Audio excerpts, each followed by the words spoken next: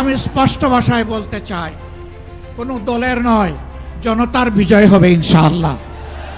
শুধু 71 না, 47 সাল থেকে শুরু করে জামাতে ইসলামীর দ্বারা কেউ যদি কোনো কষ্ট পান, কারো দরে কোনো ক্ষতি হয়ে থাকে, আমি সব ব্যক্তি এবং সংগঠনের পক্ষে নিঃশর্তে আমি আপনাদের কাছে ক্ষমা চাই, আপনারা আমাদেরকে ক্ষমা করে দেবেন।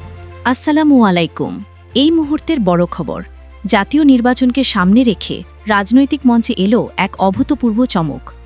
বাংলাদেশ জামায়াতে ইসলামী তাদের চূড়ান্ত প্রার্থী তালিকায় আনতে চলেছে এক বিশাল পরিবর্তন, যা দেশের রাজনীতিতে আলোচনার ঝড় তুলেছে।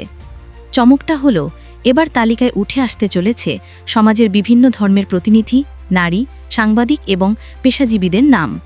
জামায়াত 1 বছর আগেই সব আসনে প্রাথমিক প্রার্থী দিলেও এবার চূড়ান্ত তালিকায় আসছে প্রায় 80% পরিবর্তন।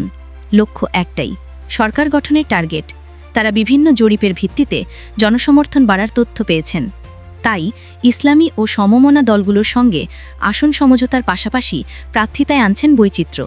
সূত্রের খবর, চূড়ান্ত তালিকায় হিন্দুসহ বিভিন্ন ধর্মের প্রতিনিধি, এমনকি সাংবাদিক, আলেম এবং কয়েকজন নারীও প্রার্থী হতে পারেন। ছাত্র নেতৃত্ব, বিশেষ করে বিশ্ববিদ্যালয় ছাত্র সংসদের নির্বাচিতদের মধ্য থেকে কেউ কেউ প্রার্থী হতে পারেন।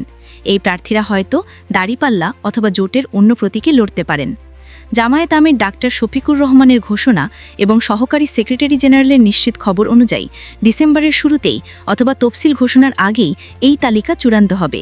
রাজনৈতিক মহলের প্রশ্ন, জামায়াতের এই মাস্টারস্ট্রোক কতটা সফল হবে? দেশের রাজনীতিতে এই পরিবর্তন কী প্রভাব ফেলবে?